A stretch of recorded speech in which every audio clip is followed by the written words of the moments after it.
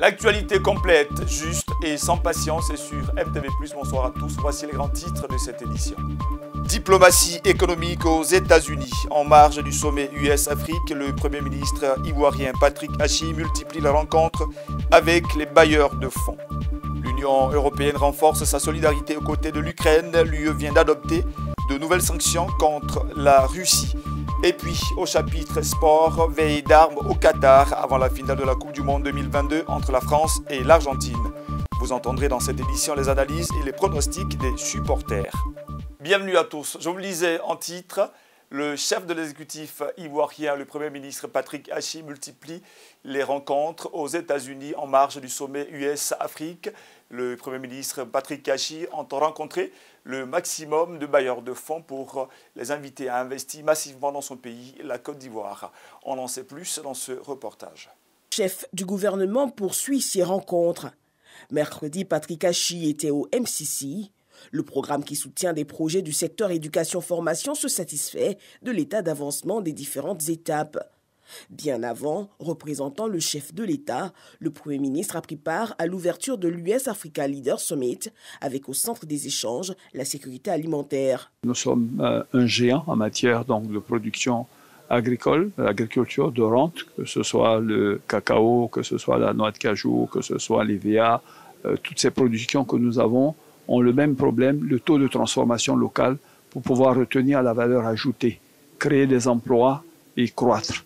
Donc pour cela, nous avons bien sûr besoin de capital, nous avons besoin de partenaires, nous avons besoin de savoir-faire et les Américains dans ce domaine-là ont bien sûr une très grande longueur d'avance et aujourd'hui sont parmi les meilleurs au monde. Donc nous avons dit que nous étions intéressés à échanger avec eux pour voir dans quelle mesure ils pourraient venir en Côte d'Ivoire, investir et dans un partenariat gagnant-gagnant, nous permettre de transformer beaucoup plus nos matières premières afin d'avoir et de capter cette valeur ajoutée. Pour le chef du gouvernement, les défis entre la Côte d'Ivoire et ses partenaires dont les États-Unis sont multiformes et il faut faire davantage d'efforts pour les affronter. Donc il y a de grandes transformations à faire pour pouvoir approvisionner les populations en quantité, en qualité, mais même au-delà de ça, de pouvoir exporter les produits alimentaires.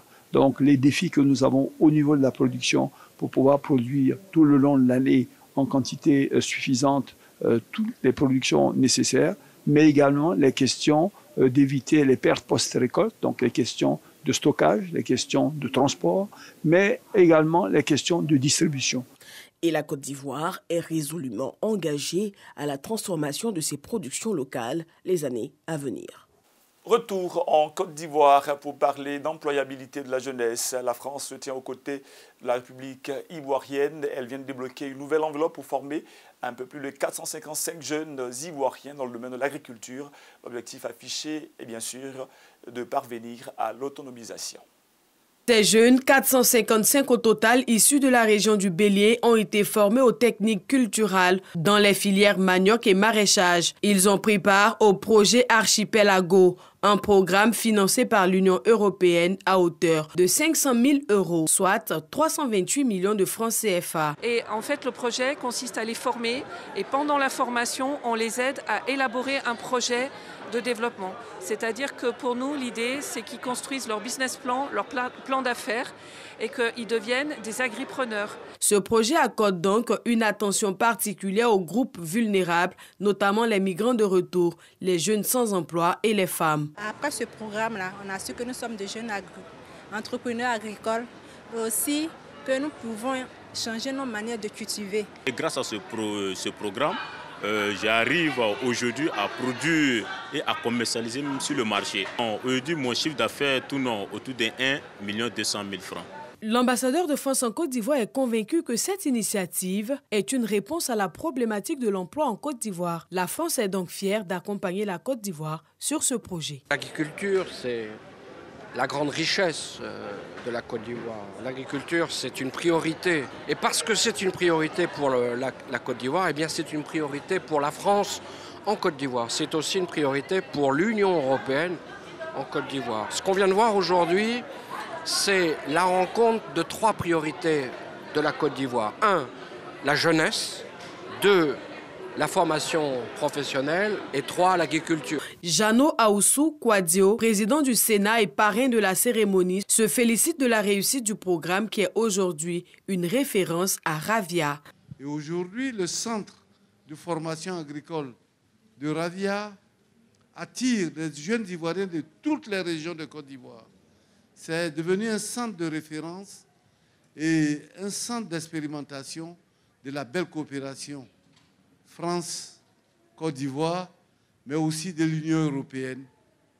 Merci beaucoup, monsieur de l'Union européenne, pour nous avoir soutenus. Je suis heureux de cette école mobile de formation qui pourra passer partout. Archipelago, projet d'une durée de 2 ans, est porté par un consortium de 6 co-demandeurs qui sont la Chambre régionale d'agriculture d'Auvergne-Rhône-Alpes en France, la Chambre nationale d'agriculture de Côte d'Ivoire, le Conseil régional d'Auvergne-Rhône-Alpes, le Conseil régional du Bélier, l'Institut national de formation professionnelle agricole et entrepreneurs du monde. La solidarité de l'Union européenne vis-à-vis de l'Ukraine engagée dans une guerre absurde avec la Russie.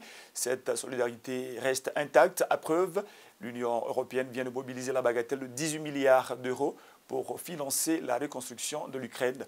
Dans la même foulée, l'Union européenne a adopté une nouvelle assiette de sanctions vis-à-vis de Moscou. Face aux intenses frappes russes qui se sont poursuivies jeudi sur Kherson, l'Union européenne frappe elle aussi à nouveau Moscou. Les 27 approuvent un 9e train de sanctions. Dans le même temps, ils se sont mis d'accord pour apporter une nouvelle aide de 18 milliards d'euros à Kiev.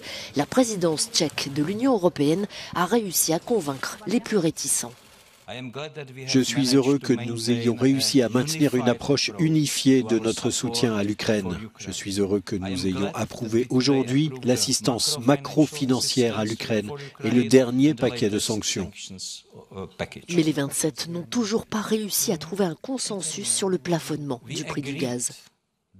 Nous sommes convenus que l'accord doit être conclu lundi lors du Conseil extraordinaire de l'énergie par les ministres et je pense que tout le monde est conscient de cette échéance et est prêt à faire des compromis.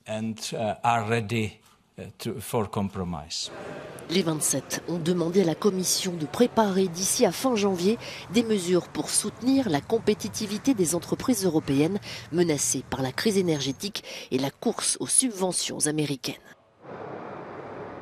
Et puis cette guerre russo-ukrainienne montre clairement l'intérêt d'appartenir à un bloc beaucoup plus solide.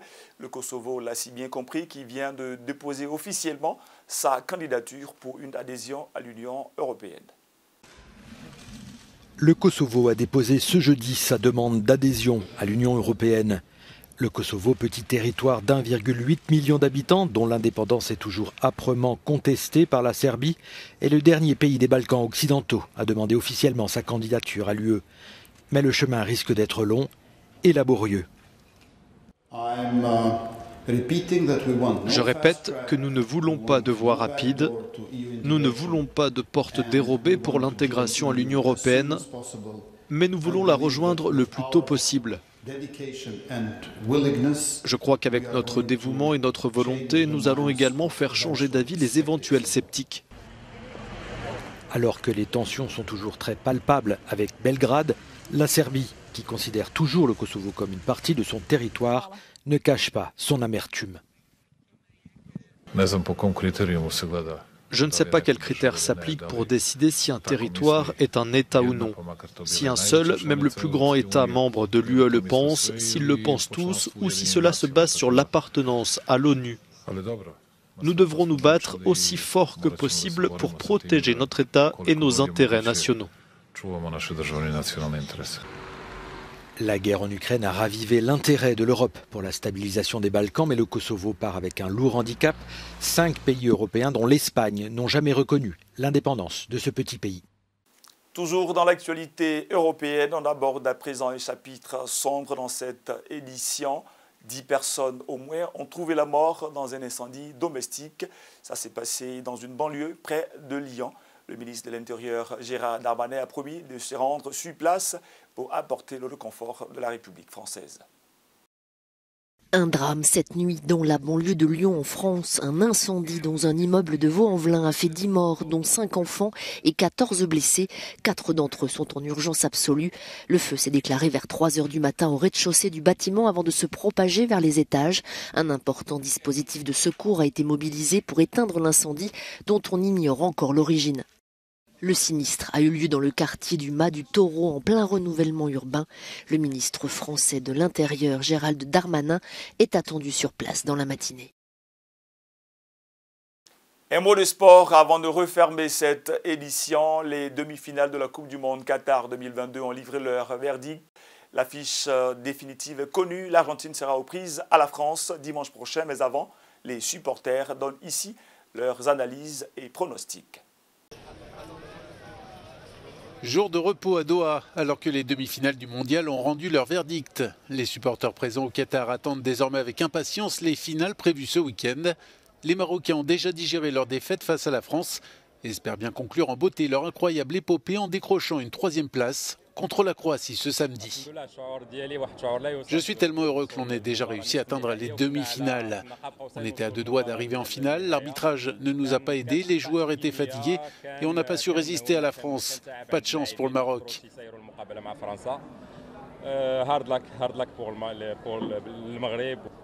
Mais c'est déjà tellement historique ce que l'on a fait au nom des pays arabes et africains, c'est fantastique d'être arrivé aussi loin. La grande finale opposera donc l'Argentine de Messi à la France de Mbappé, 2 nations bien décidées à accrocher une 3e étoile à leur maillot.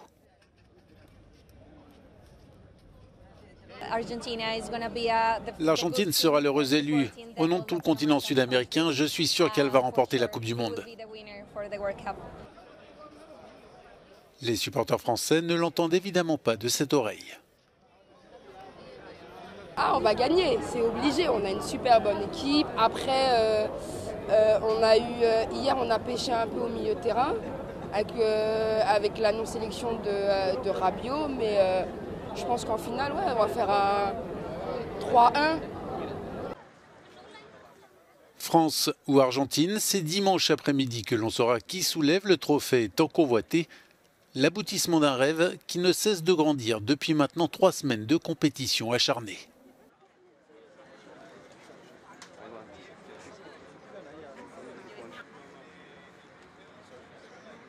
Ce journal est à présent terminé. Merci à l'équipe technique qui l'a réalisé, Abel Ndoli à la caméra et Georges Tano à la réalisation. Merci à vous également pour votre aimable fidélité. Je vous souhaite de passer une excellente suite de programmes sur MTV+, la télé qui transforme.